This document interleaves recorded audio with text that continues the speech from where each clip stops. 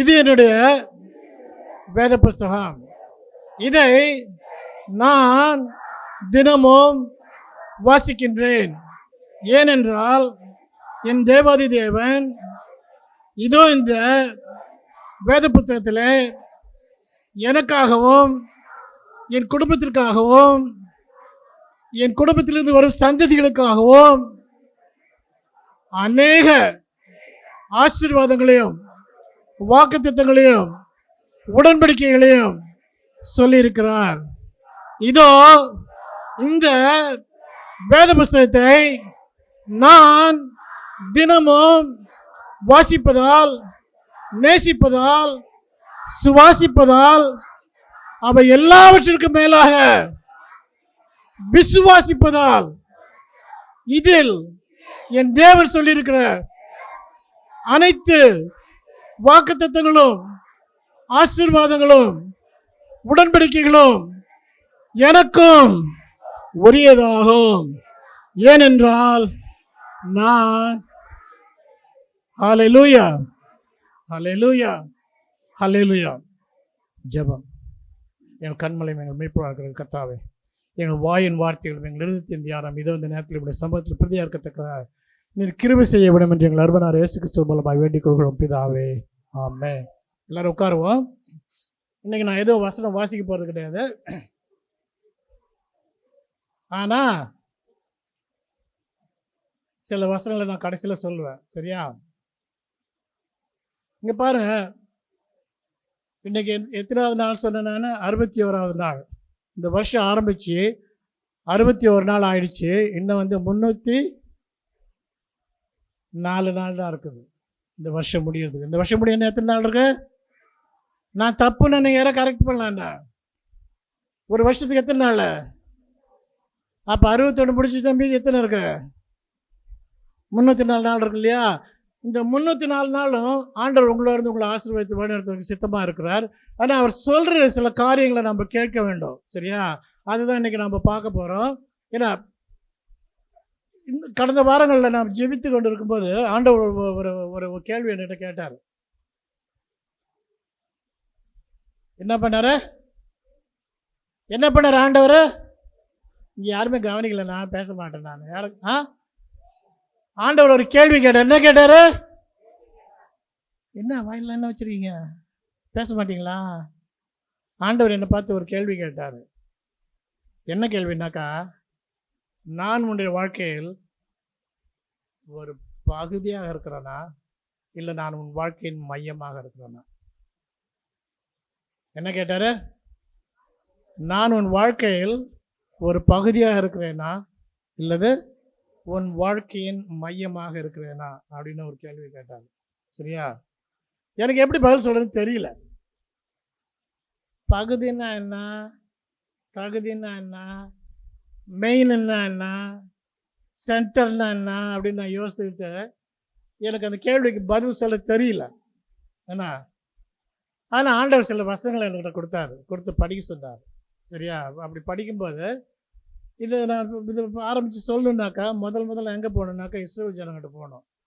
Israel ஜனங்க 20 லட்சத்துக்கு மேலான இஸ்ரேல் ஜனங்க. அதில் 6 லட்சம் பேர் என்னது போர் வீரர்கள். 400 வருஷமாக அவன் என்ன பண்ணான்? அடிமைத்தனத்தில் இருந்தான். அடிமைத்தனம்னா கேவலமான அடிமைத்தனம். என்னது? நீ அடிமையான வேலையை செஞ்சுக்கணும், கொத்தடிமையான உன்னுடைய வேலையை செஞ்சுக்கணும். உனக்கு வேண்டிய காரியத்தை நீ என்ன பண்ணணும்? நீ பார்த்துக்கொள்ள. நீ ஆடு மாடு கழுதை குதிரை என்னென்னமோ வச்சுருக்க. ஆனால் அது இதுக்கு நான் என்ன பண்ண மாட்டேன், நான் தீவனம் தர மாட்டேன். நீ அடிமையான ஆளாக இருக்கிறதுனால உன்னை அடிமைத்தனத்திற்கான வேலையை செஞ்சுக்கணும். நீ உன் வேலையை செஞ்சு முடிச்சுட்டு எத்தனை செங்கல் அறுக்கணுமோ அத்தனை செங்கல் அறுத்து முடிச்சுட்டு அதுக்கப்புறம் நீ போய் என்ன பண்ணணும்? வைக்கல் தேடணும் மாட்டுக்கு, புல்லு தேடணும் ஆட்டுக்கு, உங்கள் கழுதைக்கு என்ன தெரியுமா அது தேடணும். அதுக்கப்புறம் உனக்கு சாப்பாட்டுக்கானதை நீ பார்த்துக்கணும். அப்படின்ற ஒரு கேவலமான ஒரு மனுஷனாக நடத்தப்படாத ஒரு அடிமைகளாக இருந்த இடத்துல இருந்து அவங்க கதறினாங்க. ஆண்டவர் நோக்கி கதறினாங்க. ஆண்டவரே, இது எங்களால் தாங்க முடியல. 400 வருஷமாக அது போல பட்டுக்கிட்டு இருக்கோம். என்ன அவன் என்ன பண்ணுறான்? பார்வோன் ராஜா அரண்மனையில் இருக்கான், அவனுடைய மந்திரிகள் அவனுடைய அரண்மனையில் இருக்காங்க, எல்லாரும் சௌரியமாக இருக்காங்க. இவங்களோட சௌரியத்துக்காக நாங்கள் இங்கே அடிமைகளாக இருக்கிறோம். அப்படின்னு சொன்னார்.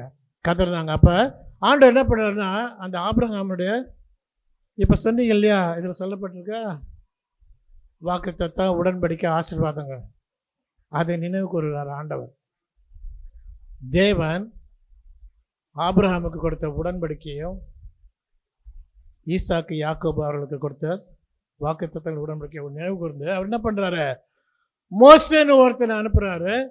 அந்த மோசேயின் மூலமாக அவர் என்ன பண்ணுறாரு, அநேக வல்லமைகளை செய்து அந்த மக்களை எங்கிருந்து கூப்பிட்டு வர்றாரு, எகிப்து தேசத்திலிருந்து ஓங்கி புயத்தோடும் பலத்த கரத்தோடும் அவர் என்ன பண்ணுறாரு, கிளம்புறாரு. கடைசியாக அவர் செய்த அற்புதம் என்னதாங்க, அதிசயம் என்னது எகிப்து தேசத்தில்? ஹலோ, கடைசியா தேவன் செய்த அற்புதம் அதிசயம் என்னது? அது கொடுத்த வாதம் என்னது கடைசியா எகிப்து தேசத்துல?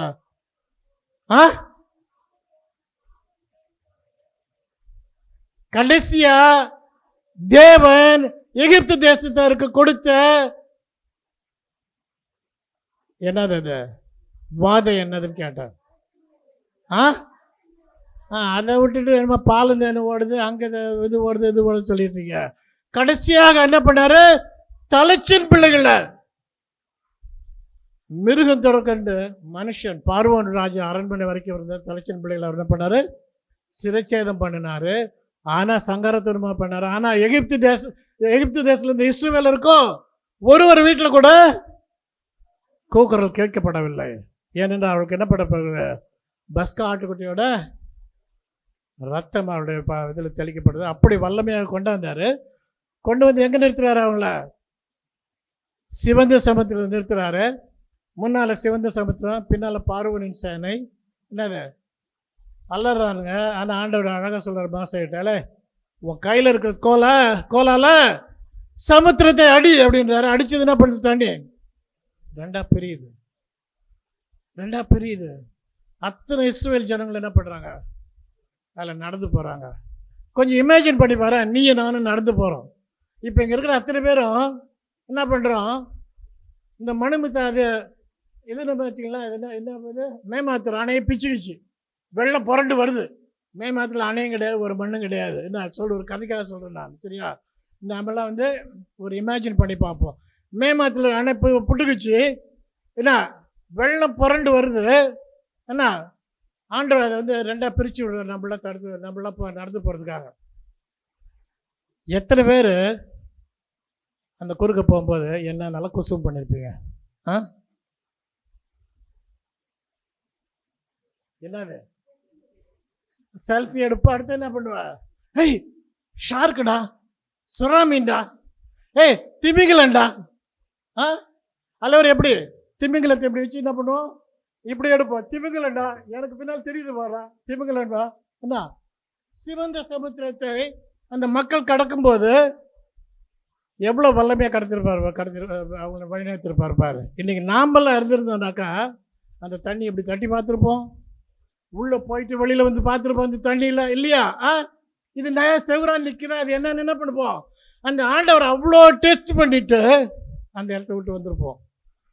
மீனை பிடிச்சி பார்த்துருப்போம், ஆமையை பிடிச்சி பார்த்துருப்போம். இன்றைக்கி அதெல்லாம் வந்து நீங்கள் இதில் இன்ஸ்டாகிராம்லாம் பார்க்குறீங்களா, டிக்டாக்லாம் பார்க்குறீங்களா, என்னத்தை பார்க்கல தெரியும். ஆனால் அதில் என்ன பண்ணுறது சொல்லப்பட்டிருக்குது, பார்வோனின் சேனைகள் மூழ்கி போன அந்த ரதங்களின் சக்கரங்களும் குதிரைகளின் லாயங்களும் இன்னும் என்னென்னமோ அங்கே என்ன பண்ணுது, காணப்படுகிறது. ஆனால் அது அன்னைக்கு அவன் இஸ்ரேல் ஜனங்க என்ன பண்ணிட்டான், அடுத்த நாளே பார்த்துட்டான். ஏன்னா இஸ்ரேல் ஜனங்களுக்கு என்ன இருந்துச்சு, அந்த எகிப்தியர்களோட பணம் எல்லாம் என்னாச்சு, கரை வந்து ஒதுங்கிடுச்சு. இன்றைக்கி அது இருக்கிறத பற்றி நம்ம பேசுறது ஒன்று 3000 ஆண்டு 4000 ஆண்டுக்கு இதில் நேராக இருந்து பார்த்தவனே இருக்கான், இல்லையா? அவனே சொல்லிட்டான். பார்த்துட்டு மிரியா என்ன பண்ணா, டான்ஸ் ஆடினா, தீர்க்கதரிசி இல்லையா? ஒரு தீர்க்கதரிசி டான்ஸ் ஆடி பாட்டு பாடி என்ன பண்ண, ஆண்டவன் நாமத்தை வச்சான்னு. அப்படி வல்லமையாக இந்த ஆண்டவன் வந்து இஸ்ரவேல் ஜனங்கள் என்ன பண்ணுறாரு, வழிநடத்தி வருகிறாரு. வழிநடத்தி வந்து அந்த இப்போ நம்ம பேசியிருந்தோம், என்னத்தை பேசியிருந்தோம், யாத்திரை ஆகாமல் எண்ணாகாமல் லேபியர் ஆகாமல் பற்றி பேசியிருந்தோம். அதில் பார்த்தீங்கன்னா ஆண்டவர் சில இன்ஸ்ட்ரக்ஷன் கொடுக்குறாரு. ஆண்டவர் தன்னுடைய பிள்ளைகளை நடத்தி வரும்போது நாம் கொடுத்ததை விட நம்மளுக்கு ஆண்டவர் என்ன பண்ணுறவர் இருக்கிறாரு, வல்லமையான இன்ஸ்ட்ரக்ஷன். என்ன ரூல்ஸ் ரெகுலேஷன்ஸ். நம்ம பிள்ளைங்களை விட நம்ம சில நேரம் பார்க்குறது மறந்து போகிறோம். ஆனால் அந்த ஆண்டவர் என்ன பண்ணார், அவ்வளோ க்ளீனாக பார்த்தாரு. அவர் வந்து பரிசுத்த ஸ்தலம்னு ஒன்று இது பண்ணார் வனாந்திரத்தில். அந்த பரிசுத்த ஸ்தலம் எங்கே இருந்துச்சு? இஸ்ரவேல் ஜனங்கள் மத்தியில். என்ன மகா பரிசுத்த ஸ்தலம், பரிசுத்த ஸ்தலம் என்னது அது? அந்த ஆசரிப்பு கூடாரம் சொல்லுவாங்க. இன்னைக்கு பாடிங்க இல்லையா, ஆசரிப்பு கூடாரம் எங்கே இருந்துச்சு? 12 சந்ததியார். தலைவரை வச்சிருக்கீங்களா? அந்த ஃபோட்டோ போடுங்க பார்க்கலாம். 12 சந்ததியாரும் அங்கே பாரு.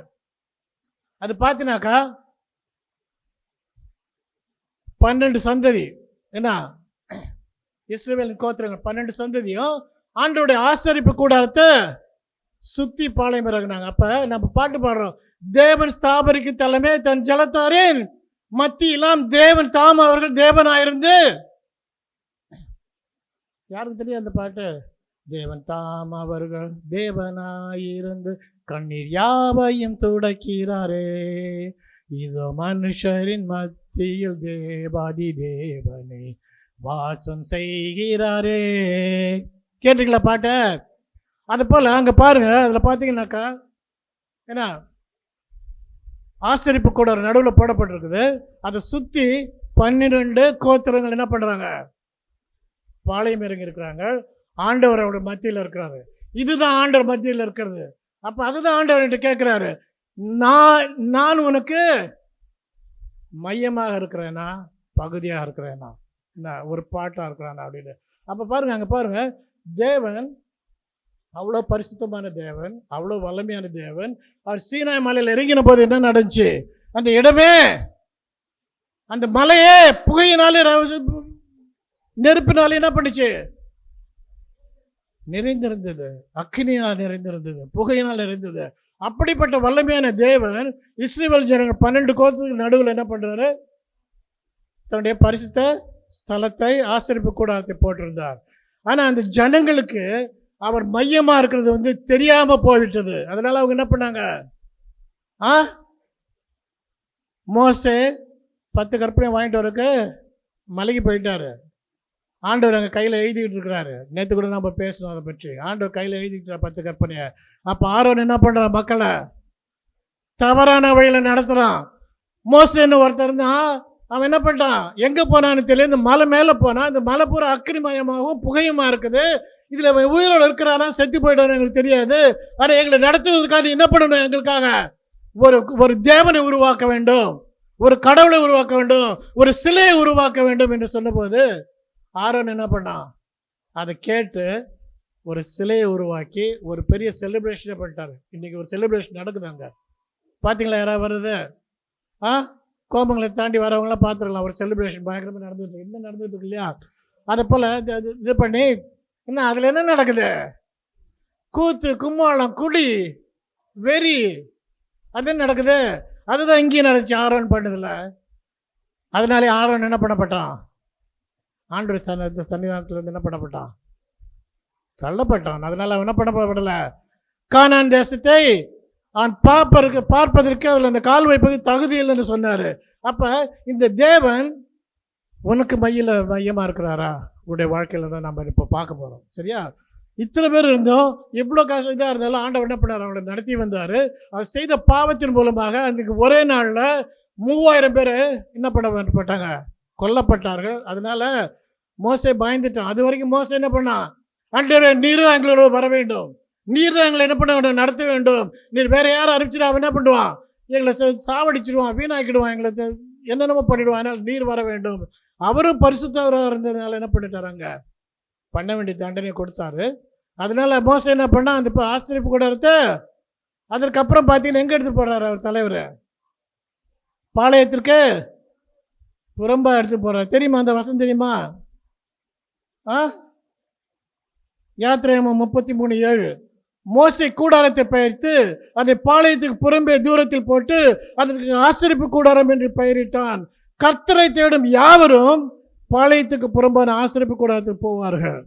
அங்கே போய் தான் ஆண்டவர் கும்பிடுவாங்க. ஏன்னா இப்போ நம்மளுடைய வேலை இருக்கிற மாதிரி அது போல. அப்போ பாருங்க, ஆண்டவர் தேவன் எங்க இருக்கணும்னு விரும்புறாரு? தன்னுடைய எங்க இருக்கணும்னு விரும்புறாரு? ஆச்சரிப்பு கூடாது. தேவன் நம்மள இருக்கணும்னு விரும்புறாரு. ஏன்னா அங்கதான் இருந்தாரு. இஸ்ரவேல் ஜனம் 12 கோத்திரத்துக்கு நடுவில் தான் அவர் இது பண்ணாரு, மையமாக தான் இருந்தாரு.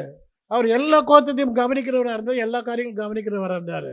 ஆனால் இந்த நேரம் என்ன பண்ணிட்டான், மோசே தூக்கி வெளியில் போட்டுட்டான். சரியா? அப்போ பாருங்க,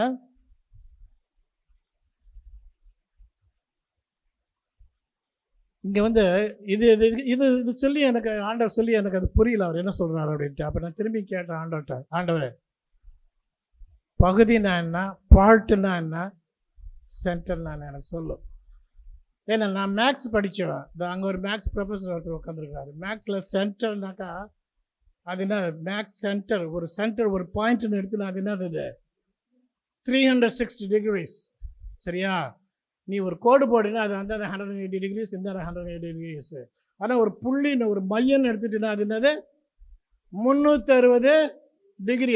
அதை சுற்றி நீ எப்படி வேணாலும் என்ன பண்ணலாம், என்ன வேணாலும் வரைஞ்சிக்கலாம். ஆனால் ஒரு கோடு போட்டினா, நடுவில் ஒரு கோடு போட்டினா அது என்ன பண்ணுது, பிரிக்கப்படுறது, நாளாக பிரிக்கப்படுறது, 90 degrees 90 degreesன்னு. அப்போ ஆண்டவர் மையமாக இருக்கணும் அப்படின்னு நினைக்கிறாருன்னா அவருடைய வாழ்க்கையில் 360 degrees அவர் என்ன பண்ணார், எல்லாத்துலேயும் அவர் இருக்கணும்னு நினைக்கிறாரு. அதுதான் அவர் சொன்னார். பாட்டுனாக்கா நீ ஒரு கார் வச்சுருக்க, நீ ஒரு பைக் வச்சுருக்க, அதில் என்ன இருக்குது, ஹேண்ட்பார் இருக்குது, பிரேக் இருக்குது, கிளச் இருக்குது, கியர் இருக்குது, கேஸ் டேங்க் இருக்குது, என்னென்னமோ இருக்குது. இது எல்லாமே ஒன்று ஒன்று என்னது பாட்டு. இந்த பாட்டுங்க எல்லாம் சேர்ந்தால் தான் அது ஒரு பொருளாக ஆகுது. என்ன ஆனால் அவர் என்னன்றாருனாக்கா நான் மையமாக இருக்கணும் அப்படின்னு சொல்கிறாரு. என்ன அப்போ இந்த மையத்தில் இருக்கிறோன்னாக்கா இங்கே எத்தனை பேர் மையமாக வைத்திருக்கீங்க தெரியுமா? தேவனை தங்கள் வாழ்க்கையில் மையமாக கொண்டிருக்க மக்கள் அல்லையிலே சொல்லுவாங்களா? மையம்னா என்ன தெரியுமா முதல்ல? மையம்னா சென்டரு, சென்டர்னா மையம், மையம்னா நடுனா சென்டரு, இவ்வளோ தானே? சொல்லு. எல்லாத்துக்குமே அதுதான் மையம். மையத்தில் என்னென்ன பண்ணுறது? மையம்னா என்ன அர்த்தம், என்ன பண்ண முடியும் மையத்தில்? ஆண்டவர் மையமாக வச்சுருக்கேன்னா அது என்னது அர்த்தம் அப்படின்னு நம்ம தெரிஞ்சுக்கணும்.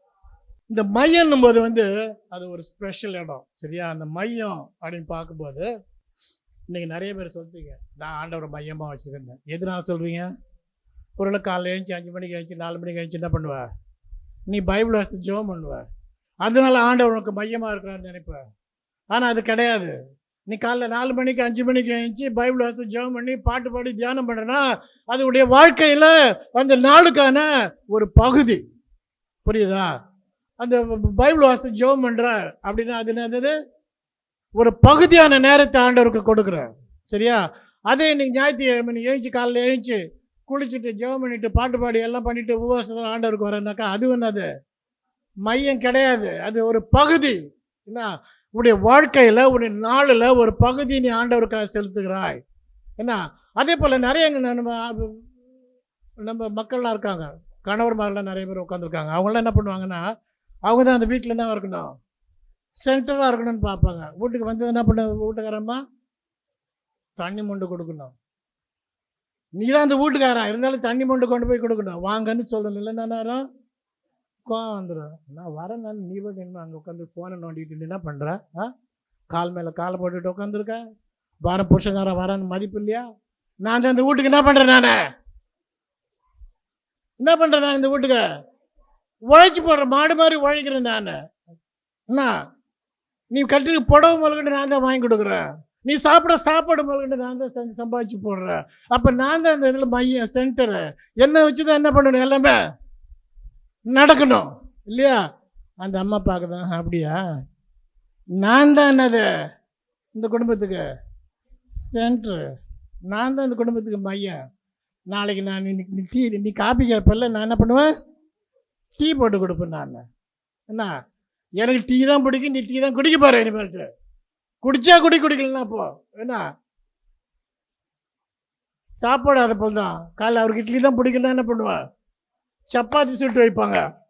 என்ன இட்லி தான் அவருக்கு பிடிக்கும், ஆனால் என்ன நடக்கும், சப்பாத்தி சுட்டு வைப்பாங்க. சப்பாத்திக்கு என்ன இருக்கும் தொட்டுக்கிறதுக்கு, ஊறுகாய் இருக்கும். ரைட்டா? அவங்களோட அத்தாரிட்டியை காட்டுறாங்க, நான் தான் மையம். என்ன எல்லாம் அவங்க தான் பண்ணணும் இல்லையா? வேலை என்ன, சம்பாதிக்க வேண்டும், காசு கொண்டா கொடுக்க வேண்டும். அப்போ கணவன் மையம்னு நினைக்கிறான், புருஷன் மனைவி அவன் மையம்னு நினைக்கிறா. இதில் 2 பிள்ளைங்க பேச்சு வச்சுருக்கீங்க பாருங்க. அதுங்க என்ன பண்ணுது, பையன் என்ன பண்ணுவான், நான் தான் சென்டர் இல்லையா, எல்லாமே என்ன சென்டர் இருக்கும். எப்போ நம்ம டூர் போகணும்னு சொன்ன நீ என்ன பண்ணணும், பையெல்லாம் பேக் பண்ணிவிட்டு கிளம்பிடணும். இல்லைன்னா என்னது, நான் படிக்க மாட்டேன் இல்லையா? அதே போல் இந்த பொண்ணு நான் சொல்லுவோம், ஏப்பா எனக்கு இந்த துணியை வாங்கி கொடு, இல்லை நாங்கள் ஸ்கூலுக்கு போகிறதுக்கு எனக்கு இது வேணும், இது வாங்கி கொடுக்கலன்னா என்ன பண்ண மாட்டேன், போக மாட்டேன். அப்போ இந்த குடும்பத்தில் பாரு, ஒருத்தரும் என்ன நினைக்கணும்னு நான் நினைக்கிறாங்க, சென்டரு. கணவன் ஒரு சென்ட்ரு, மனைவி ஒரு சென்ட்ரு, பையன் ஒரு சென்ட்ரு, பொண்ணு ஒரு சென்ட்ரு.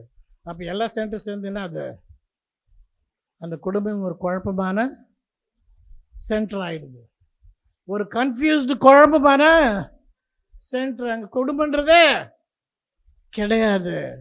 அப்போ கணவன்றவன் நீ தலைவனாக இருக்கணும் விரும்பினாக்கா அங்கே ஒரு குழப்பம் கண்டிப்பாக வந்து தான் ஆகணும் இல்லையா? ஏன்னா அது உனக்கு அடுத்து யார் ஈக்குவலாக இருக்கிறது யார், இல்லை உன்னை விட அதிகமாக இருக்கிறது யார்? நீயாவது கொஞ்சம் அடங்கி போயிட்டுன்னா பொண்டாட்டிங்க என்ன பண்ணுவாங்க, சோறாக சமைச்சு போடுவாங்க. இல்லைன்னா என்ன ஆச்சு உனக்கு? நீ பேசின பேச்சுக்கு இந்த உப்பு போதும், என்ன பண்ண, இந்த புளி போதும், என்ன இதுக்கு மேலே புளி வீட்டில் இல்லை, இருந்ததை வச்சு நான் செஞ்சுருக்கேன், நீ என்ன பண்ண, செஞ்சால் சாப்பிடுனாக்கா நான் நாய்க்கு போட்டு போகிறேன், நான் சாப்பிட்டு போகிறேன்னு கூட சொல்ல மாட்டாங்க இல்லையா? உண்மையாக பொய்யா? அப்போ உனக்கு கிடைக்கிற சாப்பாட்டை நீ ஒழுங்காக கம்முன்னு வாயை மூடி நீ புருஷனாக இருந்து சாப்பிட்டு போறீங்கன்னா நீ நாயை விட கொஞ்சம் மேலே இருப்ப. இல்லைன்னா நீ சாப்பிடணும், அது எங்கே போகும், நாய்க்கு தான் போகும் இல்லையா? அப்போ இந்த டைட்டில் சென்டர் மையம் அப்படின்றது நீ எங்கே நிற்கிற அப்படின்னு நீ பார்க்கணும். என்ன நீ மையமாக இருந்ததுன்னா அவன் குடும்பத்தில் என்ன இருக்கும், கண்டிப்பாக நீ மையமாக இருந்து நிம்மதியாக இருக்க முடியாது. என்ன புருஷனாக இருக்கட்டும், கணவனாக இருக்கட்டும், பையனாக இருக்கட்டும், பொண்ணாக இருக்கட்டும், நீங்கள் யாருமே மையமாக இருந்தால் என்ன பண்ண முடியாது, உடைய வாழ்க்கை உடைய குடும்பம் அதில் ஒரு நிம்மதின்றது இருக்காது. என்ன அதனால நீ மையம்னா என்னது, யார் அந்த மையமாக இருக்கணும் நீ யோசிக்கணும் சரியா? எப்படி அவர் மையமாக இருக்க முடியும் உடைய வாழ்க்கையில்? ஆனால் அவர் மையமாக இருந்தால் தான் அந்த வாழ்க்கை என்ன பண்ணும், ஒழுங்காக போகும். அவர் மையமாக இல்லைன்னாக்கா அதில் ஒரு கன்ஃபியூஷன் தான். அதனால் அந்த மையம் நான் அவரை நம்ம தூக்கி வைக்கிறோம்னாக்கா அதனால் நம்மளுக்கு என்ன நன்மை அப்படின்னு நாம் பார்க்கணும். ஒரு 2-3 வசனம் தான் சொல்லி முடிச்சிருவேன் நான். முதலாவதாக அவரை ஏன் மையமாக வைக்கணும் அப்படின்னு நம்ம பார்ப்போம். கொலோசையர் 1:17-18 யாராவது எடுத்து வாசிக்க பார்க்கலாம். அவர் எல்லாவற்றிற்கும் முந்தினவர், எல்லாம் அவருக்குள் நிலை நிற்கிறது, அவரே சபையாகிய சரீரத்துக்கு தலையானவர், எல்லாவற்றிலும் முதலாயிருக்கும்படி அவரே ஆதியிலும் மரித்தலிருந்து எழுந்த முதற் பெருமானவர், அவரே சபையாகிய சரீரத்திற்கு தலையானவர், எல்லாவற்றிலும் முதல்வராக இருக்கும்படி அவரே ஆதியும் மரித்தலிருந்து எழுந்த முதற் பெருமானவர். அவர் முதலுமா இருக்கிறார், கடைசியுமா இருக்கிறார். அப்போ அவர் மரித்தவரும் இருக்கிறார், உயிர்த்தெழுந்தவரும் இருக்கிறார், முதலுமா இருக்கிறார், கடைசியுமா இருக்கிறார், அவரே தலையாக இருக்கிறார். அப்போ அந்த தலையத்துக்கு நீ வச்சுனா அந்த தலை தான் என்ன இருக்கணும் உன் குடும்பத்தில். முதலாவதாக நீ அவர் தலைவராக வைக்கணும், சென்டராக வைக்கணும். அதுக்காக சொல்லிட்டார். அவர் எல்லாவற்றுக்கும் முந்தினவர், எல்லாம் அவருக்குள்ள இருக்கிறது. யோவான் அதிகாரம் 1வது அதிகாரம் 1வது வசனத்தை வாசித்து பார்த்தீங்கன்னாக்கா, ஆதியிலே தேவன் இருந்தால், ஆதியிலே வார்த்தை இருந்தது, வார்த்தை தேவனாக இருந்தது, அந்த வார்த்தை தேவனோடு இருந்தது, அந்த வார்த்தை மனுஷனாக ஆயிற்று. சரியா? அப்போ அந்த தலை தான் நம்மளுக்கு என்ன பண்ணணும், அதுதான் மையமாக இருக்கணும். மற்ற எந்த மையமும் நீ வச்சுனாக்க என்ன ஆகும், உனக்கு தான் பிரச்சனை. அப்போ அவர் தான் முதல்வராக இருக்கணும், அவர் தான் முதல்ல இருந்து என்ன பண்ணணும், உன்னை வழி நடத்துவராக இருக்கணும். அது ஒன்று. 2வது ஒரு காரியம் பார்ப்போம். 1 தீமோத்தேயு 6:15-16. அவரே நித்தியானந்தமுள்ள ஏக சக்கராதிபதியும் ராஜாதி ராஜாவும் கர்த்தாதி கர்த்தாவும் ஒருவராய் சாவாமை உள்ளவருமாய் ஒருவரும் சேரக்கூடாத ஒளியில் வாசம் பண்ணுகிறவரும் மனுஷர்கள் ஒருவரும் கண்டிராதவரும் காணக்கூடாதவருமாய் இருக்கிறார். புரியுதா? அப்ப அவர் சென்டரா இருக்கணும்னாக்கா இதுதான் அவருடைய குவாலிஃபிகேஷன். இங்க யாருக்காவது அந்த குவாலிஃபிகேஷன் இருக்குது அவன் குடும்பத்துல? கணவனா இருப்பவர்களுக்கோ மனைவியா இருப்பவர்களுக்கோ பிள்ளைகளா இருப்பவர்களுக்கோ யாருக்காவது இந்த குவாலிஃபிகேஷன் நீ என்ன பண்ணலாம்ப்பா? நீ குடும்பத்தின் மையமாக இருக்கலாம். அப்போ உனக்கு அந்த குவாலிஃபிகேஷன் கிடையாது. யாருக்கு தான் அந்த குவாலிஃபிகேஷன் இருக்குது? இயேசுவானவர் ஒருவருக்கு தான் அந்த குவாலிஃபிகேஷன் இருக்குது. மூணாவதை பாருங்க, 2 தெசலோனிக்கர் 3:3. 2 தெசலோனிக்கர் 3:3. கர்த்தரோ உண்மை உள்ளவர், அவர் உங்களை ஸ்திரப்படுத்தி தீமை நின்று விலக்கி காத்துக் கொள்வார். அப்ப ஆண்டவனுக்கு மையமா இருந்தாருனாக்கா, ஆண்டவன் குடும்பத்தில் மையமா இருந்தாருன்னா, உன்னுடைய தனிப்பட்ட வாழ்க்கையில் மையமா இருந்தாருனாக்கா, உன்னுடைய காரியங்களில் மையமா இருந்தாருனாக்கா, இந்த 3 காரியங்களை அவர் செய்கிறவராக இருக்கிறாரு. இந்த 3 காரியத்துக்கு அவருக்கு என்ன இருக்குது? கண்டிப்பா அவருக்கு அந்த குவாலிஃபிகேஷனு இருக்குதா இல்லையா? இருக்குதுன்னு சொல்றாங்களா? அல்லையா சொல்லி பார்க்கலாம். சத்தம் பத்தாது. அப்ப அந்த ஆண்டவர் தான் என்ன பண்ணணும்?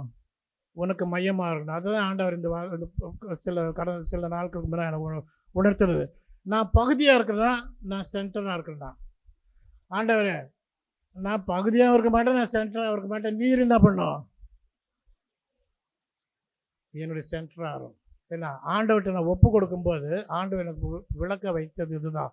அவர் சாவாமை உடையவர், அவர் ஒருவரும் பிரவேசிக்கூடாத ஒளியில பிரசன்னமா இருக்கிறவர். அவர் என்ன பண்றாரு? உன்னை தீமை நின்று விலக்கி காத்துக்கொள்ள இருக்கிறார். அதே போல பாருங்க, இதுல யோவான் 10:10 ஒரு வசனம், திருடன் திருடவும் கொல்லவும் அழிக்கவும் வருகிறானே என்று வேறொன்றுக்கு வரான், நானோ உனக்கு ஜீவன் உண்டாயிருக்கவும் அது பரிபூர்ணப்படவும் வந்தேன். அப்ப அவர் தேவனை, உன்னை சென்டரா இருக்கணும்னு இருக்கிற தேவனை, அப்ப என்னை பற்றி என்ன வல்லமையான தேவனா இருக்கிறாரு அவரு? அவருக்கு அந்த குவாலிஃபிகேஷன் இருக்குதா? அவருக்கு அந்த தகுதி இருக்குதா? அப்ப அந்த தேவனுக்கு எல்லா தகுதியும் இருக்குது இல்லையா? உன் வீட்டுக்காரருக்கு இல்லாத, உன் வீட்டுக்காரிக்கு இல்லாத, உன் பிள்ளைக்கு இல்லாத, உன் பையனுக்கு இல்லாத, உன் சொந்தக்காரருக்கு இல்லாத, உனக்கு கவுன்சிலர் இருக்கிறவனுக்கு இல்லாத, உனக்கு அட்வைஸ் பண்ணவனுக்கு இல்லாத, உன் கூட இருந்து தண்ணி அடிக்கிறவனுக்கு இல்லாத, உன் கூட ஊர் சுற்றுறவனுக்கு இல்லாத, உன் கூட சீட் ஆடுறவனுக்கு இல்லாத எல்லா தகுதியும், எல்லா அறிவும், எல்லா அந்தஸ்தும், எல்லா ஞானமும் யார்கிட்ட இருக்குது? எதனால நம்ம பார்த்தோம்? இந்த 3 காரியம். என்ன 3 காரியம்? முதல்ல, அவர் எல்லாவற்றுக்கும் முந்தினவர், அவருக்குள்ள எல்லாம் இருக்குது. 2வது, அவர் சாவாமை உள்ளவர், ஒரு சேரக்கூட ஒளியில வாசம் பண்ணுகிறவர். 3வதாக, அவர் உண்மை உள்ளவர். அவர் உண்மை உள்ளவர். அவர் எல்லாத்தையும் என்ன பண்றாரு? ஸ்திரப்படுத்தி தீமை நின்று விலக்கி காத்தி, திருடன் போல அல்லாத அவர் என்ன பண்றாரு? உனக்கு ஜீவன் உண்டா இருக்கும், அது பரிபூர்ணப்படுவதற்காக வருகின்ற தேவனா இருக்கிறார். ஆகவே இந்த தேவனுக்கு நீ என்ன விதமான பகுதியை உன்னுடைய வாழ்க்கையில கொடுப்ப?